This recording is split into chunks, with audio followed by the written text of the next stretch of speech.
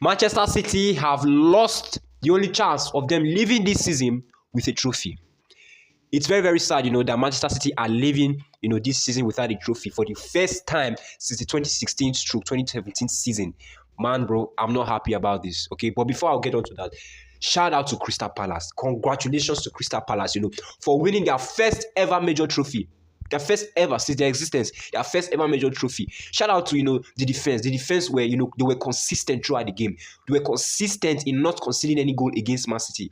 They really, really tried. I mean, the Crystal Palace defense, it was damn solid. Damn solid. They held these guys to their tail, man. They destroyed them defensively. And, you have to give kudos to them. Kudos to, Iberichi Eze, for scoring that goal, and he scored the winning goal, man. But moving on to Manchester City, man. But Pep Guardiola, man, I don't know how he's taking this. I just hope he's taking this easy on himself, because this season has not been favorable for him. I mean, it has been a season of hell, man. Even this whole year has not been a great year for him, but I just hope he's taking it easy on himself, and the squad too. I just hope they're taking it easy on themselves.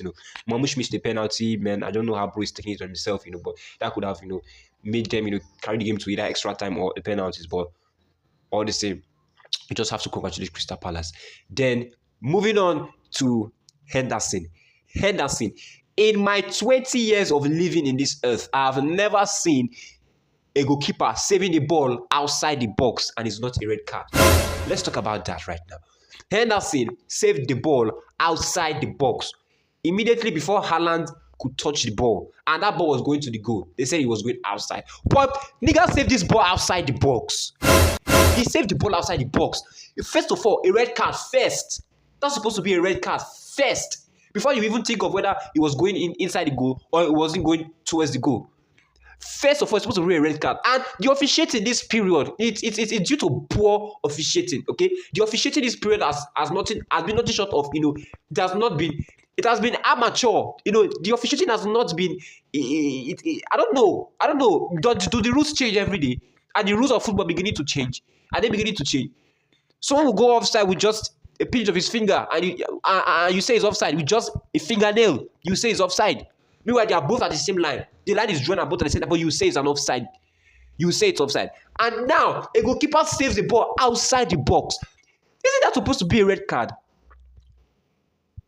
There is no... The officiating lack consistency. There is no consistency in the officiating this period.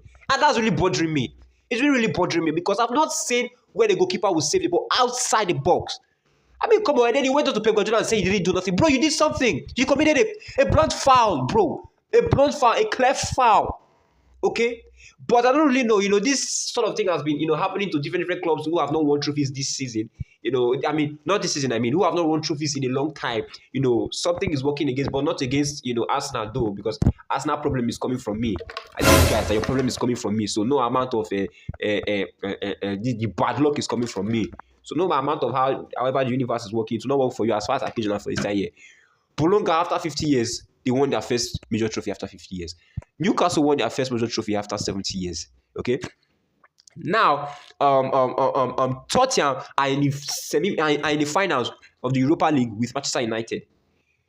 So this, is not looking good for Manchester United. Spiritually, it's not looking good for them. Physically, with their squad, I can see it's looking good, but spiritually, it is not looking good for them, because they have been winning trophies, and Tottenham has not won a major trophy in a long time. And this season, clubs who have not won trophies in a long time, they are beginning to win trophies unexpectedly. Okay, even against bigger clubs, that's what's even bothering me. Against clubs that they are supposed to trash, that are supposed to trash them, they are still winning trophies. So it begins to bother me. I'm like, wow, what's going on? What's going on? Okay, so Manchester United, if you guys want to win that trophy, Manchester United fans, wanna go fast, they pray. If you say you want to make your club win that trophy, wanna go the fast, they pray. Because spiritually it's not looking good for you guys. I don't talk now. I've said it now, I'm giving you a piece of advice.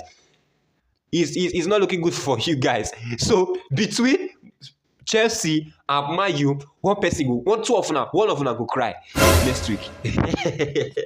Between Chelsea and Man U, the finals, one of them must cry. I know. One of them must cry. Either Chelsea lose or Man U lose. Or both of them even lose safe. Yes. Because when the Real Betis win a major trophy last. Jesus. Blood of Jesus. So shout out once again to Crystal Palace, but they tried. They've been really, really consistent, in the FA Cup this season, and they'll be moving to the Europa, next season. But Pep Guardiola and Manchester City, you guys just have to, regroup. You have to regroup. And I think this is all coming from Rodri's absence. But you guys just have to regroup. You have to learn how to do without Rodri, bro. Because if this nigga goes on injury again or he's still not fit to play next season, how are you guys gonna do? Okay, you can't just keep. And now they've gone down below. The Champions League is not looking. It's not looking good for them next season. But I just hope that they are able to regroup, and they are able to convert next season, and they're able to win all their games this season, so that they can meet up with the Champions League recommendations for next season. So please subscribe to my YouTube channel, like this video, comment your thoughts on the game, and comment your thoughts on the next week's predictions, Chelsea's finals and Manchester United's finals. I'll see you guys on my next video. Love you guys. I remain your humble kid, football kid, Becca Bodavin.